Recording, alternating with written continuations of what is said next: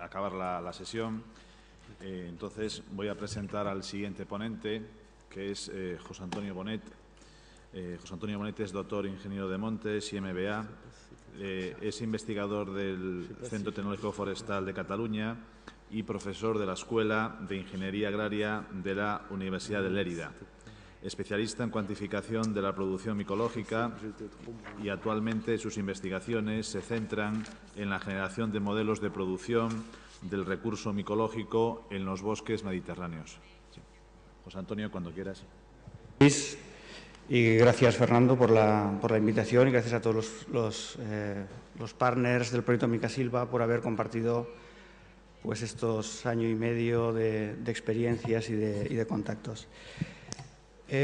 Permitidme que me disculpe por tres motivos. Uno primero, porque una de las dificultades de presentar un poquito más tarde es que muchas de las cosas que podías explicar te las han chafado anteriores ponentes.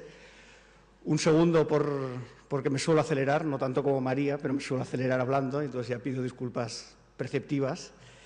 Y un tercero, porque ni soy modelizador ni soy economista. Me siento más cómodo en lo que es la parte de gestión forestal y, por tanto, a partir de allí intentaré explicar un poco la necesidad y cómo los modelos, utilizando ejemplos, nos pueden ayudar en todo este proceso de decisión, ¿no?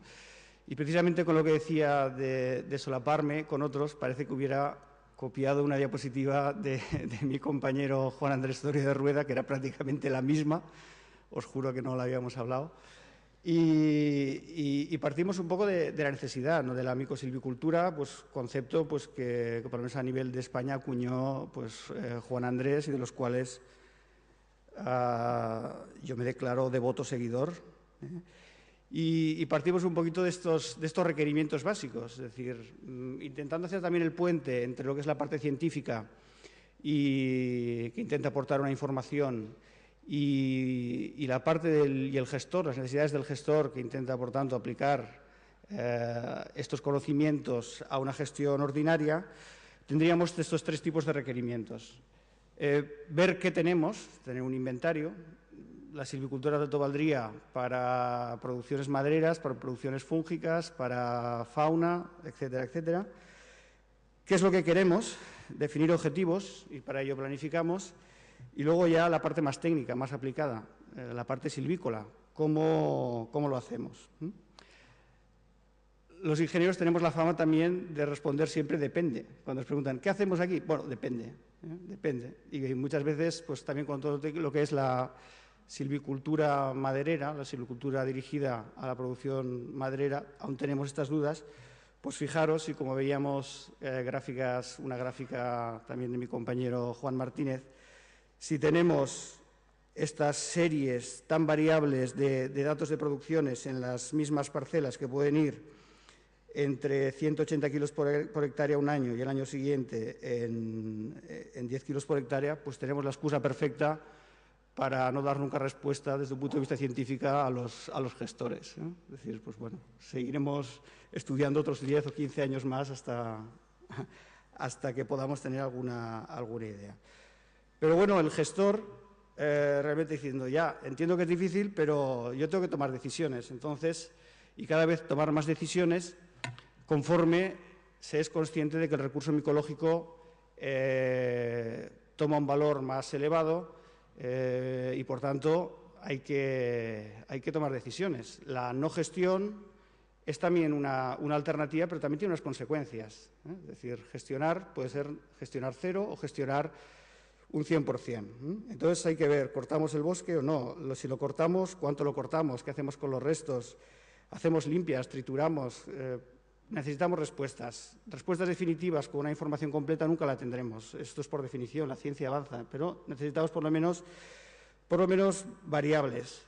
Realmente, desde un punto de vista de fúngico, es difícil. Tenemos un gran número de factores, de variables asociadas a esta producción, a esta emergencia de carpóforos. Una serie de variables externas, además de las propias del árbol, de la simbiosis micorrícica, que yo me atrevería pues, a agrupar en estos tres factores.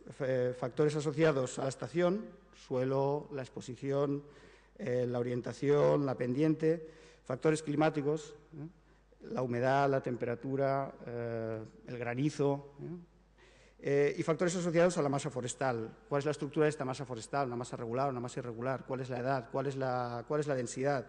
¿Cuál es la altura? ¿Cuál es el área basimétrica? Realmente, si metemos todo esto combinado, pues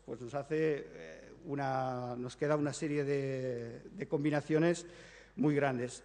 De todas maneras, para simplificar el asunto, desde el punto de vista de gestor forestal, únicamente podemos intervenir en lo que serían los aspectos asociados a la masa forestal. Es decir, si fijamos el resto de aspectos en los cuales, desde el punto de vista de gestor, no podemos intervenir porque todavía no nos hemos demostrado que podemos regar el bosque para incrementar la producción y nos sale rentable, o no tenemos facilidad directa para modificar variables como la exposición o la orientación, nos queda solo, y digo solo entre comillas, estos factores asociados a la masa forestal.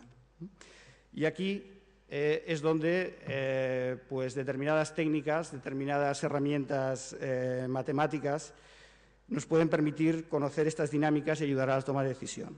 Y es donde todas las herramientas de modelización forestal pueden ser de utilidad. También lo que les haré explicar también las limitaciones. La modelización forestal, ni tanto en la producción maderera, ni en la producción fúngica, ni en la producción o la explicación de otras variables, de otras dinámicas a nivel forestal, no es la solución y no son perfectos. Los modelos siempre son dinámicos y justo cuando has creado un modelo,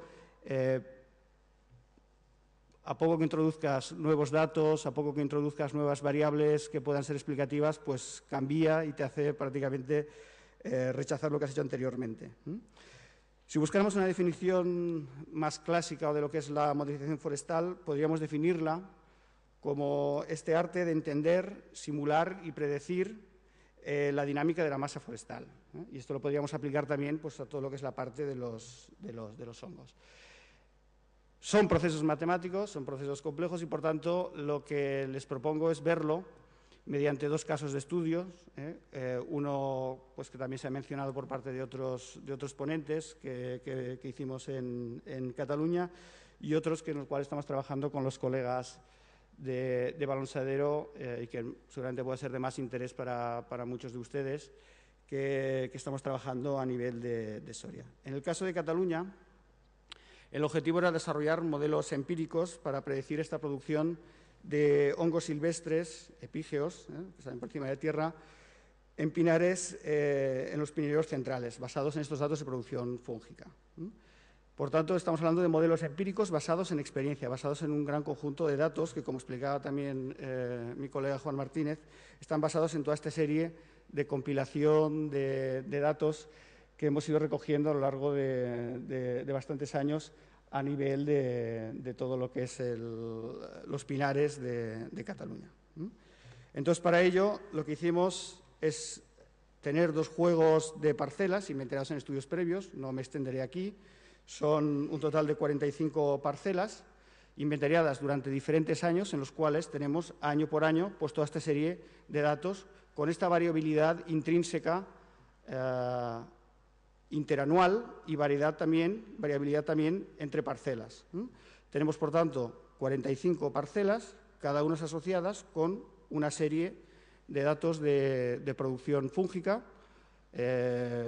Fíjense también la dificultad, estamos hablando de fúngica. Imagínense que estuviéramos hablando de datos de producción animal, estamos hablando de todo un reino. Es decir, cuando hablamos de fúngica parece que hablamos de un pequeño grupo, pero estamos hablando de 500 especies diferentes. Y luego pretendemos también, además de esta variabilidad intrínseca, intentar obtener resultados y recomendaciones para todo este grupo, con toda esta variabilidad que realmente dificulta estas recomendaciones.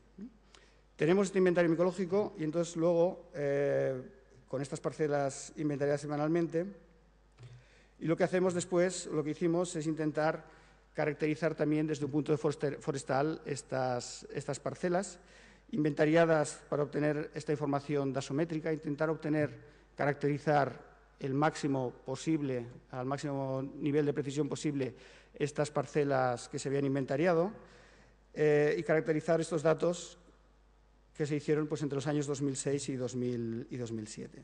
Para ello, para que tuviera una representatividad y una fiabilidad máxima, y teniendo en cuenta que la ventaja que tenemos cuando caracterizamos una masa forestal, a diferencia de cuando caracterizamos producción fúngica, si los árboles permanecen en pie, podemos retroceder para detrás, porque podemos medir anillos, podemos ver crecimientos y, por tanto, podemos simular para detrás cómo estaba esta estación hace 10 años. Lo que hacemos con este inventario forestal, lo que hicimos fue ver cuál era la situación de esta masa forestal en los años en los cuales hicimos también este inventario micológico. Medimos todos estos 100 árboles por parcela, el diámetro normal, el crecimiento en estos 10 años y también con un mínimo de 20 árboles, lo que medimos es la altura, la edad y el grosor de la corteza. Por tanto, al final lo que tenemos es, en 45 parcelas, en este caso, teníamos unos datos, unas variables dependientes, unos datos de producción agrupadas por especies específicas, por grupos de especies, por grupos, por variables dependientes que nos interesan, como es la producción comestible, la producción comercial, la producción total, asociadas también a una serie de variables de estación, de masa forestal y variables climáticas que en este caso fijamos debido a las dificultades de predicción anterior. Es decir, en cuanto a clima nos costaba volver 10 años atrás y tener datos precisos de cuál era la variación de estos datos climáticos en estas 45 parcelas. ¿Vale? Al final, el proceso de modelización no deja de ser más que unas fórmulas matemáticas en las cuales vemos la variable dependiente en función de toda una serie posible de variables independientes, intentando ver cuál de estas variables independientes es significativa y, por tanto, es capaz de predecir esta variable dependiente. Dos factores asociados a la variabilidad, una, la variabilidad entre años, y otra, la variabilidad entre parcelas, y el error asociado a este proceso de modelo. ¿Vale? ¿Qué obtuvimos? Por ejemplo, en el caso de la variable dependiente analizando hongos comestibles, pues obtienes como factores, obtuvimos con análisis de regresión, obtuvimos que los factores más significativos fueron el área basimétrica, la altitud, la orientación y la pendiente. Es decir, esta sería, en principio, en este caso, la explicación, las variables que podrían explicar mejor, los mejores predictores que pueden explicar esta producción de hongos comestibles. Igualmente a nivel de hongos comercializados.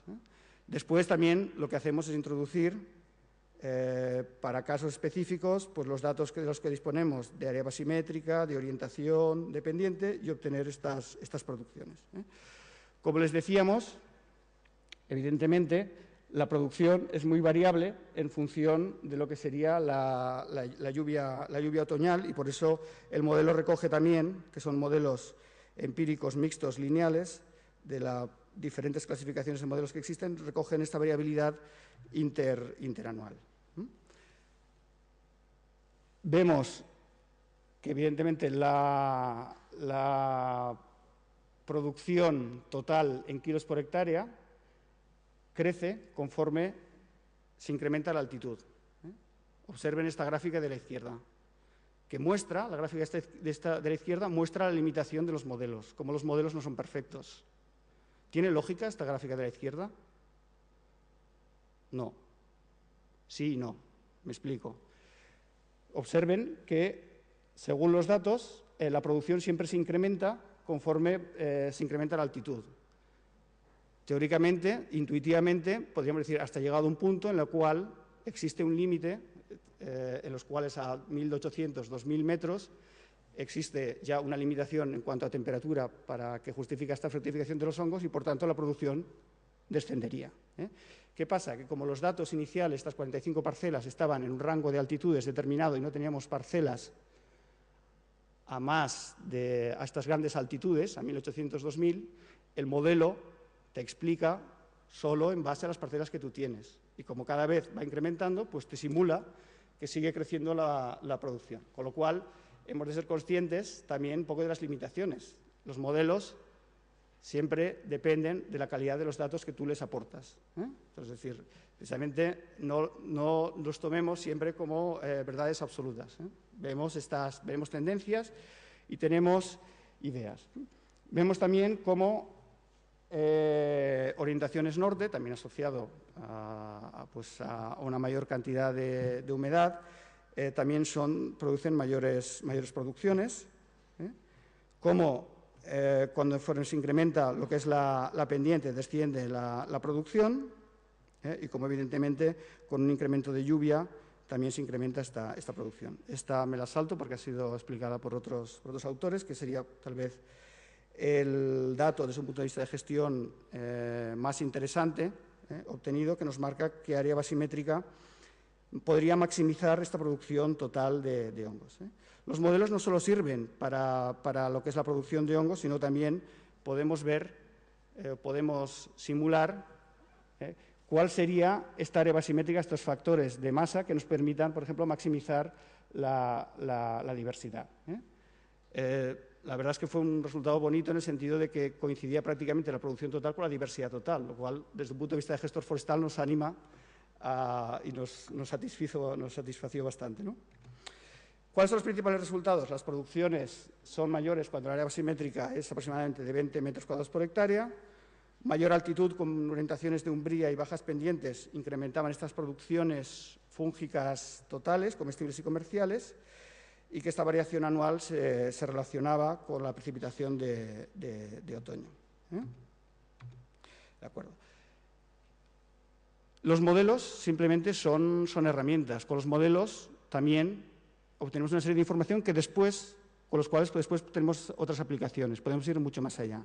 Entonces podríamos hablar de todo lo que es el proceso de planificación forestal, que de hecho desde un punto de vista de planificación de la ordenación forestal nos pueden ir bien. Nosotros tenemos un ecosistema, tenemos unos datos de inventario, tenemos unos modelos que nos explican y nos simulan qué es lo que puede pasar, modelos de crecimiento de los árboles, modelos dinámicos, modelos de hongos, modelos de riesgo de incendios, modelos de reclutamiento, modelos de fijación de carbono. Tenemos una serie de abstracciones de la realidad que nos permiten prever y que podemos introducir en un simulador para ver alternativas de gestión de acuerdo a los objetivos que el decisor, que el planificador tenga para trabajar en un determinado masa forestal. Eso se permite comparar, dar un rango de alternativas y según cuál sea tu objetivo, por ejemplo, de compatibilizar producción de madera y setas, de maximizar la cantidad de carbono fijado en esta masa forestal, nos permite tomar una serie de decisiones mediante técnicas de optimización. ¿Cuál es nuestro objetivo? Desde el punto de vista de producción de micosilvicultura, gestionar eficientemente nuestros bosques para maximizar esta producción de hongos. Para ello, que necesitamos los datos de producción de hongos y ver cómo varían en función de las diferentes características de la estación. De hecho, cuestiones que ya hemos obtenido en base a los modelos anteriormente desarrollados. El simulador incluye una rutina de optimización numérica, es decir, plantea diferentes alternativas que permiten optimizar estas variables de decisión para maximizar una función objetivo.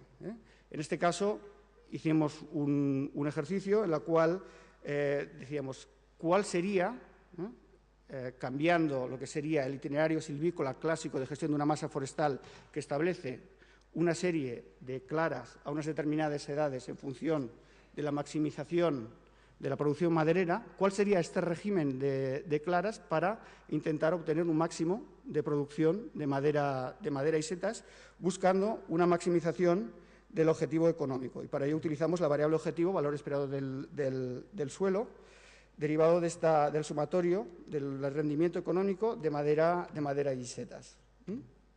¿Vale? Entonces, para ello tuvimos que hacer una serie de asunciones de qué pasaría, es decir, cuánto vale, introdujimos en este simulador, cuánto vale las operaciones de trabajos silvícolas, cuánto vale pues bueno, todo lo que es la parte de recogida de setas, fijamos toda una serie de parámetros y fijamos diferentes escenarios de precios. Resumiendo, un escenario en el cual no se paga el precio de las setas y da una serie de resultados. Otro escenario que ven aquí ahora encasillado, en lo cual asumimos que se pagan 10 kilos por hectárea de las setas que se comercializan habitualmente, 0 kilos por hectárea de las setas que son comestibles pero que no se comercializan. Asumimos que solo recogemos un 50% de las setas comestibles de mercado. Y otro escenario maximalista en la cual son 10 euros por kilo y 5 euros por kilo. Y obtuvimos, pues, cómo iba variando, variando estas condiciones y fijando otras, obtenemos pues diferentes alternativas, diferentes escenarios. Cómo varía este valor esperado del suelo para los diferentes escenarios. Y simplemente nos marcaba pues estas claras, que las claras pueden ser rentables dirigidas a la producción de setas. Evidentemente varía en función de estos datos de producción. No deja de ser un ejercicio, pues evidentemente con sus errores, con sus limitaciones, y que seguramente cada uno de nosotros aplicaríamos de maneras diferentes. Pero nos permite también simular itinerarios silvícolas, en las cuales podemos decir cuál serían los regímenes de claras, cada cuánto haríamos claras, para maximizar esta producción, no solo ya desde un punto de vista de producción maderera, sino también desde un punto de vista de producción mixta de setas. Evidentemente varían en función del precio pagado por setas comerciales y setas comestibles. Conclusiones: hongos comestibles, más ingresos que la madera. Podemos llegar a tener un valor esperado del suelo que sean 10 veces mayor que derivado de la madera, y que estas claras pueden realmente ser rentables y podrían financiar estos tratamientos, ¿no? Que desde un punto de vista de gestor forestal siempre desanimado, pues parece que nos daba una especie de insuflo, ¿no? De aire de optimismo. Salto esta presentación. ¿Qué podemos hacer a partir de estos modelos? ¿Qué otras aplicaciones tienen? Bueno, si cruzamos estos modelos que nos identifican qué variables pueden explicar esta producción y los introducimos con series de datos ya fijadas, como pueden ser los datos del Inventario Forestal Nacional, la cual tenemos asociadas en muchos puntos todas las variables de esta masa, podemos, por tanto, llegar a tener un mapa de producción potencial, en la cual podríamos ver, que sería otra aproximación a lo que había explicado antes Jorge, cuál sería la producción potencial media, fijando datos climáticos y, por tanto, fijando esta variabilidad interanual, cuál sería esta producción potencial media. Trabajos pues, que vamos a ir desarrollando también con el Centro de la Propiedad Forestal a través de unos manuales de gestión dirigidos a propietarios forestales.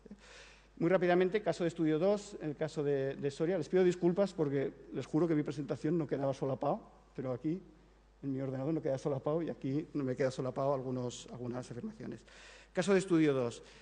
Pino Grandes, la zona de Pinar Grande de Soria, masas de silvestres con diferentes densidades, áreas basimétricas, edades, con datos de suelos y climas disponibles. En los anteriores modelos que les he explicado no estaban introducidos datos de suelo. Seguramente si introdujéramos datos de suelo los modelos variarían y seguramente explicarían más de lo que estábamos viendo hasta ahora. Tenemos datos micológicos de productividad, como os he explicado antes, del año 95. Tenemos series muy buenas de datos. Medimos también estos datos dasométricos de producciones y, como tenemos datos de clima ya a nivel de parcela, podemos simular dos escenarios. Uno, un otoño seco y un otoño húmedo, fijando la media de precipitación, incrementando un 30% la precipitación interanual entre un más y un menos 30%, asumiendo un otoño seco y un otoño húmedo. Simplemente estamos trabajando con los resultados, simplemente tres gráficas que pueden ser de su interés. Ver cómo varía desde un punto de vista continuo, no discreto, como explicó Simon en su presentación anteriormente, cómo varía la producción total ectomicorrífica en función de la edad, con picos pues, alrededor de los 70-80 años. El caso de la producción de nízcalo, como la variable que mejor explica esta producción sería la calidad de sitio, la altura dominante, alrededor de 15 metros. Ven también los escenarios en función de si el otoño es seco y cálido, si es seco y húmedo, si es seco y frío, si es en función de estas 4 combinaciones de temperatura y humedad. Y un resultado que es bastante espectacular y que sinceramente sería complementario al que obteníamos a nivel de Cataluña para pinares de Pinus silvestris en este caso para Pinus silvestris, para la producción de producción total de setas. En este caso vemos que la producción de Boletus edulis se maximiza cuando el área basal, en este caso, está cercana a los 40 metros cuadrados por hectárea. Y ven que pasa en todas las condiciones de precipitación. Nosotros obteníamos para Pinus silvestris entre 15 y 20 metros cuadrados por hectárea. Aquí, seguramente, estos pinares son mucho mejores y, de hecho, son mucho más productivos que los pinares de Pinus silvestris de Cataluña. El máximo de producción coincide con estos 40 metros cuadrados por hectárea. Limitación. Esto solo es válido para la zona de pinar de pino grande, para masas de Pinus silvestres y en este determinado tipo de condiciones. Es decir, no tiene por qué producirse en masas de Quercus pyrenaica en Zamora. ¿Es la mejor explicación que tenemos por ahora? Sí, pero actuemos prudentemente también, a pesar de que nos apuntan ya toda una serie de datos. ¿Cuáles serían los trabajos futuros? Intentar incrementar esta serie de datos, intentar caracterizar otras especies de árboles, trabajar con otra serie de masas, no simplemente regulares, sino masas irregulares, masas mixtas, intentar validar los modelos productivos desarrollados. Para eso hacíamos ya, intentamos desarrollar ya no modelos empíricos, sino modelos experimentales en los cuales aplicábamos diferentes reducciones de áreas basimétricas, como explicaba antes Juan Martínez, y veíamos los resultados de lo que pasaba, por ejemplo, en el caso de Nízcalo. Y realmente también lo que nos estamos intentando trabajar conjuntamente los grupos principales que tenemos series de datos largas aquí a nivel de España, intentando, si nos conceden un proyecto que hemos solicitado, intentar integrar en una única base de datos todas las parcelas muestreadas por diferentes grupos de investigación. Es decir, España, creo que entre los 3 grupos que trabajan, de Palencia, de Pablo y Juan Andrés, de Balonsadero con Fernando y nosotros mismos con Juan, pues entre todos tenemos series largas de más de 100 parcelas que realmente nos permitirían tener una riqueza de datos importante, con lo cual podríamos obtener muchos datos conjuntamente. Aquí tienen un poco las referencias relacionadas por si tienen interés en conocer más profundidad estos datos, estos resultados que les he explicado. Y muchas gracias por su atención.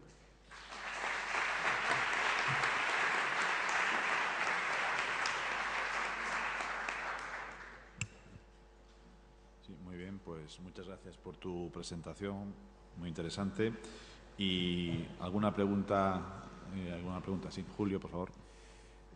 Me ha llamado la atención en el modelo que has presentado que no venía el suelo como una de las variables que influían. Y sí que me gustaría un poquito, ver, porque sí que es una cosa un poquito curiosa. Y otra pregunta era, a la hora de... Has puesto una gráfica donde se veía como al aumentar la altitud aumentaba la producción fúngica. Entonces también habéis estudiado también la correlación entre variables, porque claro, al evaluar o al incrementar la altitud, incrementa también precipitación, disminuye la temperatura y, me imagino que sí, pero simplemente es por... Sí. Claro, es la explicación lógica, es decir, ¿por qué al incrementar la altitud incrementa la producción? Pues porque hay más precipitación y, por tanto, al final los factores prioritarios, creo que todo el mundo lo tenemos asumido, los factores prioritarios que inciden en la fructificación de hongos son variables climáticas, son los primarios. Lo que pasa es que en este primer estudio intentamos centrarnos y fijar todas las variables que no podíamos modificar desde un punto de vista de gestión. Entonces intentamos centrarnos en todos aquellos en los cuales, desde un punto de vista de gestor forestal, pudiéramos intervenir. Es decir, podemos desarrollar modelos explicativos que nos ayuden a entender qué es lo que está pasando, pero en este caso lo que nos interesaba y fijamos otro tipo de variables, intentamos centrarnos en aquellas variables que podíamos modificar desde un punto de vista de gestión y que eran variables asociadas a esta estructura de masa.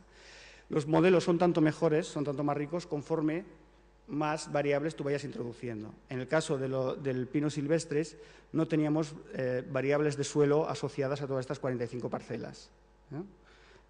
muchas veces la limitación también va asociada a la propia financiación que tiene el grupo a la hora de caracterizar esta parcela, y no teníamos estos datos de suelo. Un poco lo que queremos ahora también es entrar en toda esta serie de datos de suelo. Si introdujéramos datos de suelo, seguramente saldrían significativos en algunos de los casos. En el caso de Pinar de Soria, lo que estamos viendo es que como las parcelas son muy homogéneas, están en toda la misma zona y los datos de suelo varían muy poco, no salieron significativos. En estos modelos últimos de Boleto, de Nízcalo, no salían significativos porque las parcelas eran muy homogéneas, es decir, había muy poca variabilidad entre parcelas. Mientras que en las de Pinaster, como eran datos empíricos, pero en situaciones muy diferentes, asociándoles variables de suelo, seguramente saldrían significativas. ¿Alguna pregunta más? Sí, allí. Alfredo.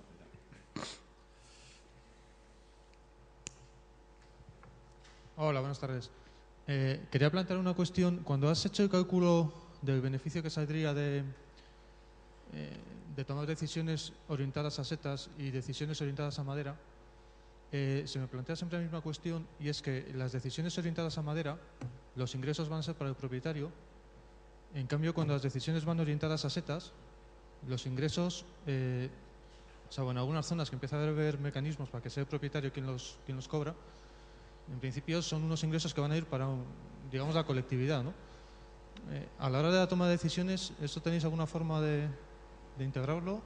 Bueno, fíjate que la variable objetivo no es el beneficio para el propietario, sino el valor esperado del suelo.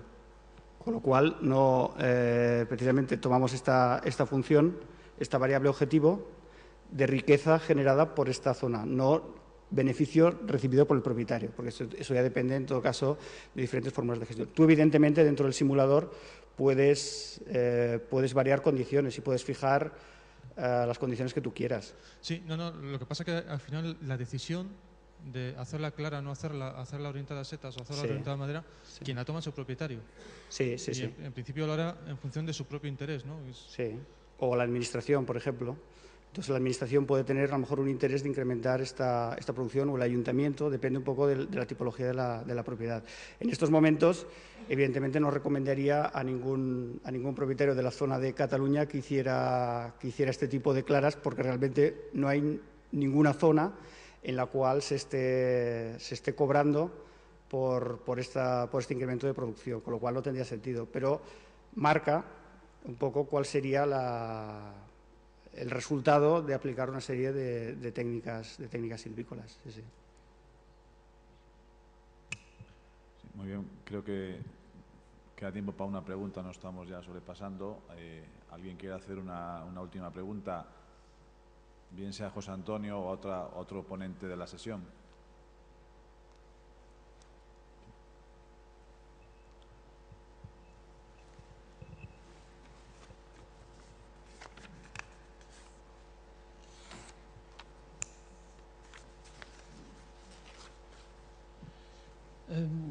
Une question de sylviculture. Vous avez en Espagne, vous avez un réseau de parcelles mycosylvicoles qui est très intéressant parce qu'il est suivi depuis très longtemps et donc voilà, il apporte beaucoup d'informations. Et j'ai l'impression de ce que j'ai vu que dans tous les cas, on est sur des systèmes de futaies régulières. Bon, aussi parce que vous êtes principalement sur des pinèdes et puis que c'est un mode de gestion historique. Est-ce que vous avez quand même quelques parcelles qui sont en futaies irrégulières, donc avec des dispositifs dans lesquels la surface terrière est plus régulière dans le temps? Et qu'est-ce qu'on a comme données par rapport aux champignons dans ce type de silviculture? No, hay datos que son en bosques regulares y hay datos que son en bosques irregulares. Lo que siempre son, porque si no complicaría todavía más, lo que siempre son masas puras. Aún todavía, bueno, excepto algunas parcelas en las cuales tenemos mezclas de alepensis, Pinus alepensis con Pinus nigra o de Pinus nigra con Pinus silvestris, normalmente siempre son masas puras. Pero tenemos en la zona de la Cataluña central masas irregulares, semirregulares, irregulares, y en otras zonas masas regulares. Y en el caso, por ejemplo, de Soria eran masas regulares. Podemos incrementar, y de hecho es el reto de futuro, incrementar esta variabilidad estructural y también dentro de la misma distribución de edades dentro de la masa, como también de diferente distribución de especies, con lo cual no entenderemos nada.